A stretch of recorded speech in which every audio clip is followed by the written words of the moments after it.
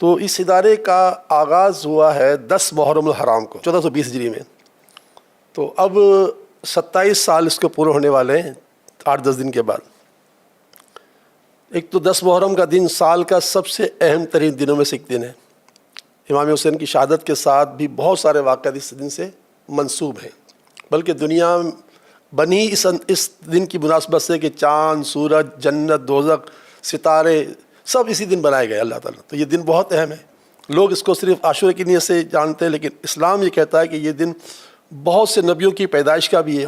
خود حضرت آدم علیہ السلام کی پیدائش بھی اسی دن ہوئی ہے، ابراہیم علیہ السلام کی پیدائش بھی اسی دن ہوئی ہے، نمرود کی آگ بھی اسی دن بجھی ہے، فرعون بھی اسی دن غرق ہوا ہے. وہ بڑے بڑے واقعات ہیں. تو اللہ تعالیٰ نے ہمیں بھی خوش قسمتی سے یہ دن دے دیا ابتدا کا. تو 10 محرم کو ہم نے اس کا آغاز کیا. پھر 2-3 باتیں اور اللہ نے ہمیں سکھائیں. ہمارا اس میں کوئی کمال نہیں تھا. ایک تو اللہ تعالیٰ نے ہم سے جو بھی آپ نے ابتدا میں کہا کہ پیدائش سے لے کر موت تک، تو یہ جملہ بڑا، الفاظ تو بہت چھوٹے ہیں مگر بہت بڑی ہے. تو اللہ تعالیٰ کا یہ فضل ہوا کہ اس وقت نہ جانے کیا ذہن تھا. ایک اچھی نیت تھی نا، تو اس لیے اللہ تعالیٰ نے اچھی نیت بھی اللہ نے دی تھی. تو ہماری زبان سے ایک جملہ نکل گیا کہ ہم پیدائش سے لے کر موت تک ہر کام کریں گے، جو کہ سینس لیس بات ہے. ایک تو یہ بات ہوئی. دوسری بات یہ کہ ہم نے اس کا نام رکھا سیلانی. سیلانی کے معنی بہنے والا.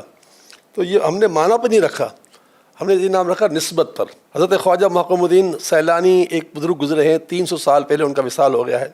ان کا پنجاب میں روزہ ہے. اس اللہ کے عظیم صوفی بزرگ کے نام پر ہم نے اس کو رکھا ہے. تو یہ تیسرا ہمارا ہم پر احسان ہو گیا.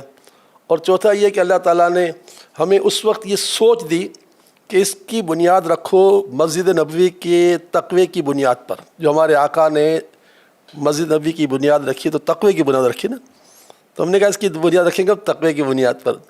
اور اس وقت تو ذہن کیا بھی تھا، لیکن اب ہمارا ذہن بن گیا کہ بھائی جب تقوی کی بنیاد اس کا قیام ہوا ہے تو ابھی قیامت تک جس طرح مسجد نبوی رہے گی اس طرح سیلانی بھی رہے گا.